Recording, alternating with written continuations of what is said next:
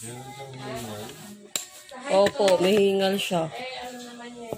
Kahit, kasi kailangan mo kahit. Para. Ay po.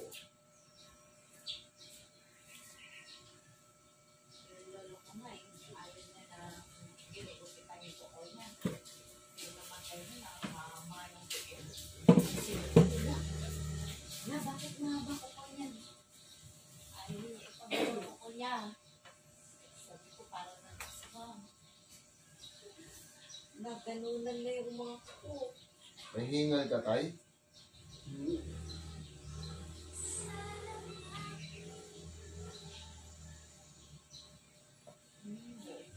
Yan, ito yung tubig mo, Pwede po ba siya uminom?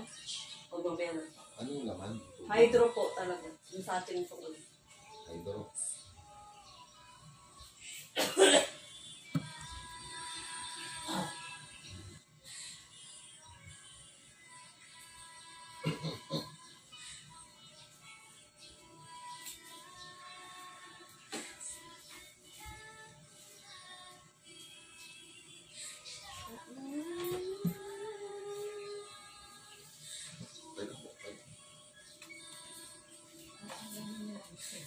Kasi nga, unahin niya. Para ano. Special ho kayo, special. Pinuntahan lang. Pagkapatid special.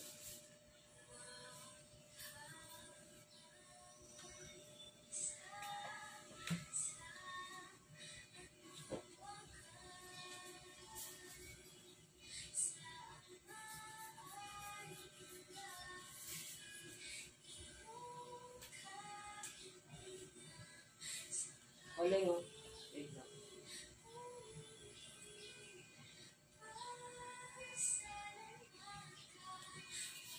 Sabi ko nga kanina, sis, ako tama ni ata mag-ito yung business life. Hindi po, inaantabayanan ko rin po. Ang usapan kasi namin eh. Sabi ko, maaga na isa po yung mga tanda naman na yung sunod. Maaga yung mag-ising. Patronahan na. Hindi, kasi marami pang kasi araw. Alis pa kaya? Mamaya na po.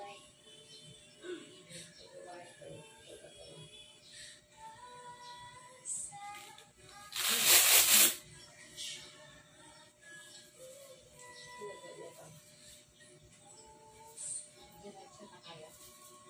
Hindi, ito ang tapos ito inako.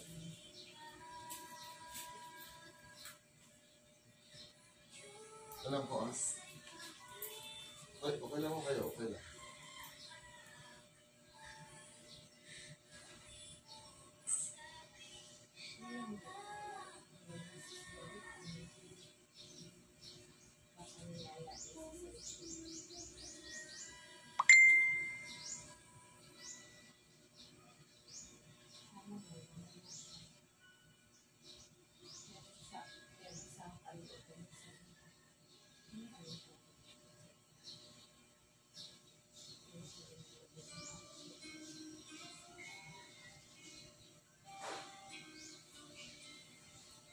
Ay, hinga.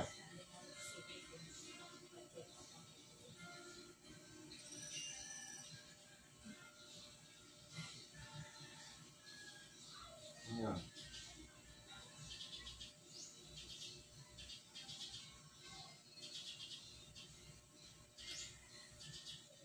Hinga po.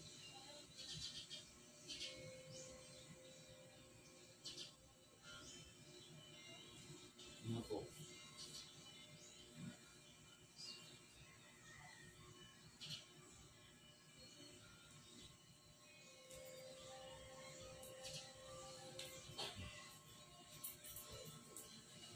Kahit baka yung ano niya, sa puso niya.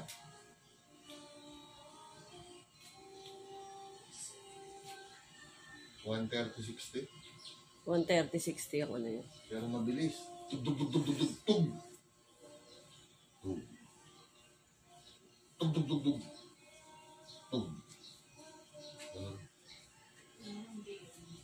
Okay naman ho yung ano nyo, temperature nyo.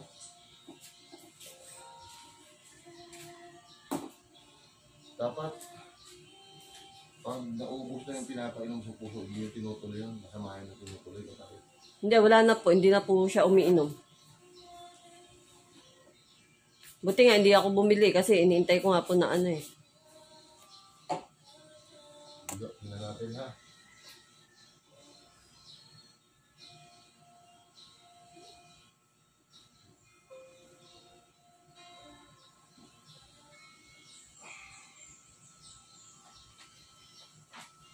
Kaliwa tayo. Hawak to. Hawak. Hawak. Nagsisil po ha. Okay. Dikit niya dito sa kaliwa.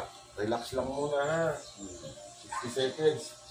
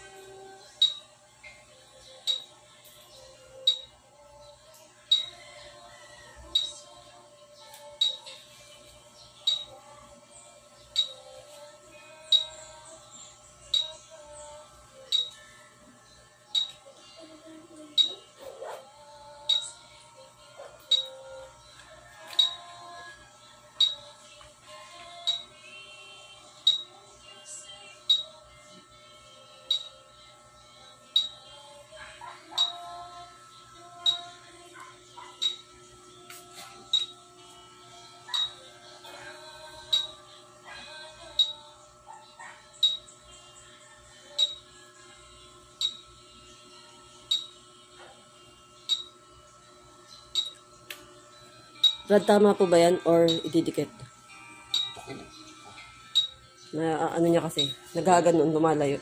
Okay lang. Okay lang.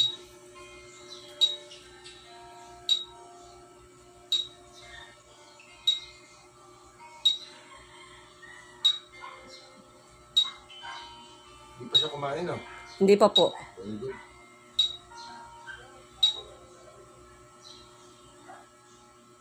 Mukhang hindi nga siya natutunawan.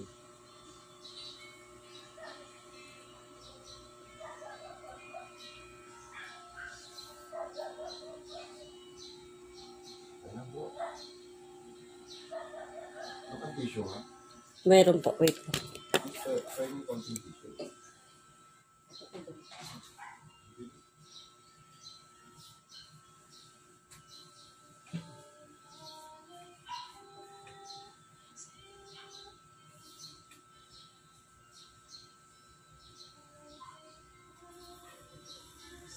Taas ng cholesterol niya.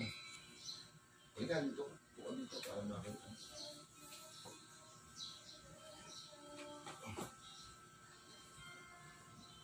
Yung cholesterol. Nakabara, ha? Yung dugo, okay lang, pero yung taba ng dugo, tumataas din. Kasi yung puso niya, mahigpit, tapos medyo makunat na ng konti, katraso lang naman. Pero yung supply ng dugo ang taas, yung oxygen ng dugo kulang. Kaya meron siyang hingal, at yung hingal niya. Tapos kulang yung supply sa puso, ha, ng dugo. Kasi may problema nga siya, hindi naman actually, yung sa bomba lang, yung impedance, medyo mataas. Ang power ng puso niya, maayos. Kaya siya nanihilong, kulang siya ng dugo sa ulo. Ito yun, no? Ha? Tama yan. So, yan yung sa puso, sa utak, sa ugat. Yung puso, mahigpit pag bomba. Yung power niya, maayos pa. Kulang ang dugo sa puso. May hingal, kulang ang oxygen.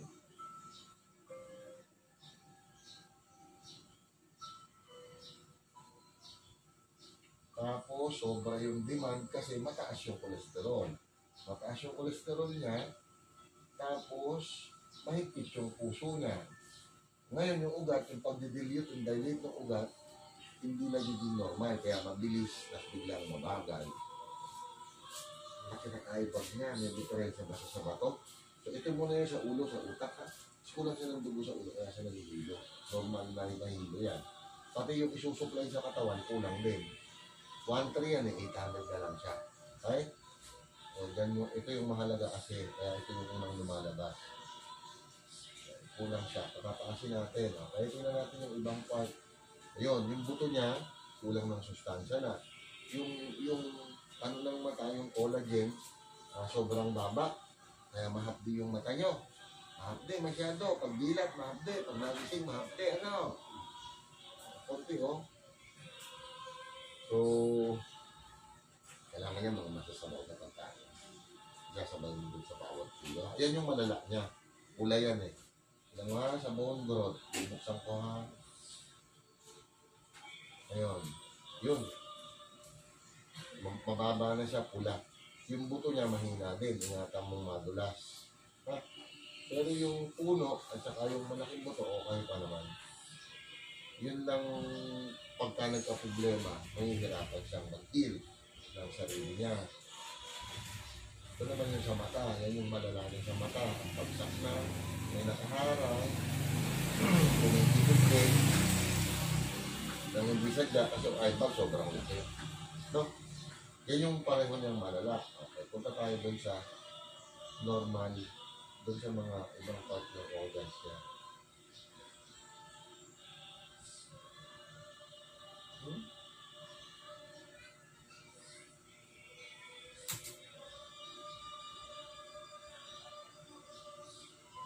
Kaya isa-isahin natin kapatid. Ito yung binasa ko kanina. Yung cholesterol niya ang talagang mangangayagpag. Tama, maayos ng konti, nakabara lang. Ito yung bituka niya. Yung absorption, hindi nakukuha. No? Absorption ng bituka at saka ng small intestine, hindi. Meron siya sa baga. Kapatid, pinalalabas din ba ito? Yan si tatay. Hindi nga po siya masyado nakakalabas. Kayo ang may dala siguro. Yan ang bituka niya, oh. Yung absorption mababa, yung paggalaw mahina, yung pagkuha ng sustansya mahina din. Kaya nangihina siya. Yung small intestine absorption mahina pa rin. Pero yung peristalsis nun maganda. Hindi general, hindi ka naman kagaya ng ibang pasyente kung nakakalabas na pinapakyaw. Pag sistema ng bituka, lahat yan may problema. Pero kapag tama, oh, yung paggalaw ng small intestine, kaya lang yung pagkuha ng sustansya, kaya ka nangihina. Yan yung dahilan kung ba't siya nangihina. Ha? Tapos, ito yung sinasabi ko sa'yo, lumabas to. Oh. Alam mo, ibig sabihin nito, kapag bumabayan, pneumonia. Pneumonia, hindi infection kapatid na pneumonia. Meron siyang pneumonia, ayan. Bronchitis. Mild chronic bronchitis, emphysema. Pneumonia. Nagkakaroon ng kaunting diferensya ko yung baga. Ito yung naman, mild lang. Mild lang.